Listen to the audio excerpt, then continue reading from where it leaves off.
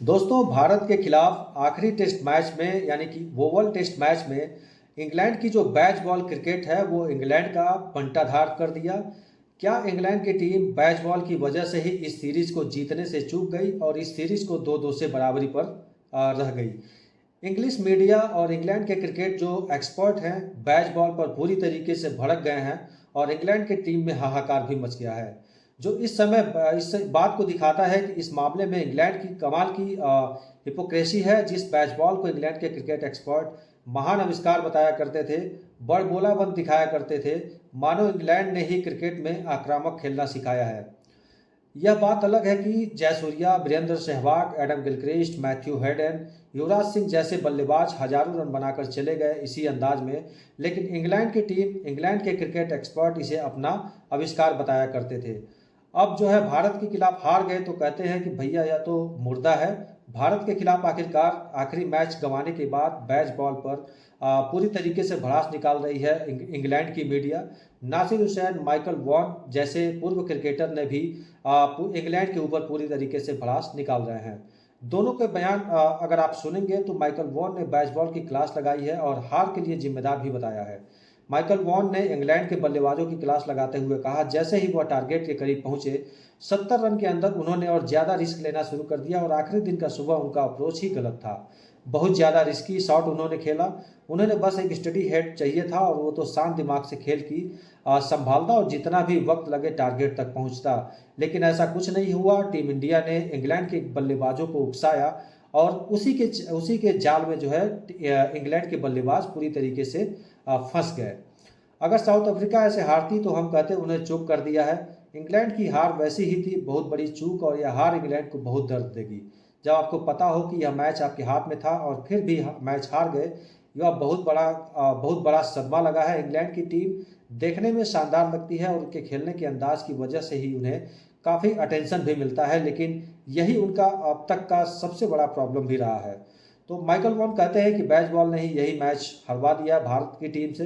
Series जीतने से चूक गई इंग्लैंड की टीम बैच बॉल की वजह से, क्योंकि 70 रन के अंदर जैसे ही इंग्लैंड की टीम आई और ज़्यादा आक्रामक खेलना शुरू कर दिया और वहीं से उनकी जो है टीम धराशायी हो गई। हालांकि हकीकत है कि इतने करीब कैसे पहुंचे, उसी अंदाज में तो पहुंचे थे। हैरी ब्रूक ने उसी अंदाज में रन बनाए थे, तूफानी रफ्तार से रन बनाए थे, चांस भी मिला था। मोहम्मद सिराज ने उनका कैच भी छोड़ा था, वो आक्रामक खेलने के चक्कर में ही चांस बना था। तो यह इंग्लैंड के खेलने का अंदाज है। वैसे ही खिलाड़ियों को टीम में रखा गया है। अगर जो रूट को आप छोड़ दें तो बाकी के सभी जो बल्लेबाज हैं वो इंग्लैंड के वैसे ही अंदाज में खेलते हैं। तो निश्चित तौर पर अच्छे टेक्निकल बल्लेबाज की पूरी तरीके से इंग्लैंड की टीम में कमी है। सच्चाई यह है कि जो रूट को अगर छोड़ दिया जाए तो बाकी कोई भी डिफेंसिव बल्लेबाज नहीं है इंग्लैंड की टीम में। सब आक्रामक बल्लेबाजी करते हैं और इसी वजह से जो है भारतीय टीम को एक मौका भी मिला था। अगर आप आक्रामक बल्लेबाजी करोगे तो आप दूसरे वाली टीम को आप चांस भी दोगे आउट करने का।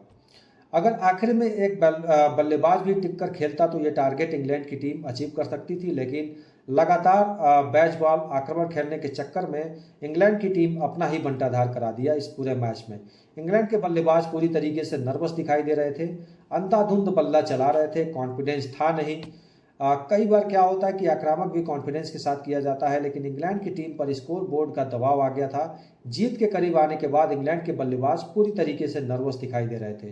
भारत के गेंदबाजों ने शानदार गेंदबाजी कर रहे थे, लगातार बीट कर रहे थे, प्रेशर बना रहे थे। और यह भी सच्चाई है कि दोनों फैक्टर है, एक तो टीम इंडिया ने शानदार गेंदबाजी की और दूसरा इंग्लैंड के बल्लेबाज हड़बड़ी में दिखाई दिए। तो बैच बॉल भी इंग्लैंड की हार के लिए जिम्मेदार है, इस बात में पूरी तरीके से सच्चाई है। और इसके लिए हैरी ब्रूक को भी जबरदस्त क्लास लगाई है नासिर हुसैन ने। नासिर हुसैन ने क्या कहते हैं, जिस तरह हैरी ब्रूक ने शतक जमाने के बाद विकेट अपना गंवा दिया है, इंग्लैंड की वाइट बॉल कैप्टन को मैच की सिचुएशन को और बेहतर समझना होगा। लेकिन नासिर हुसैन को भी समझना होगा कि जिस तरीके से हैरी ब्रूक खेल रहे थे, उनको एक नहीं दो दो बार जीवनदान भी मिला था और इस वजह से वो शतक लगा पाए थे। उनको ये नहीं बोलना चाहिए। अगर वो वहीं पर आउट हो जाते तो कहाँ गया बैच बॉल और कहाँ गई इंग्लैंड की टीम। इंग्लैंड की टीम जो है चौथे दिन ही हार जाती है। इंग्लैंड के खिलाड़ी केविन पीटरसन को भी सुनाते थे जब वो कहता था कि अब मेरा खेलने का तरीका है, लेकिन अब बात यह है कि आपको सिचुएशन के हिसाब भी खेलना पड़ता है।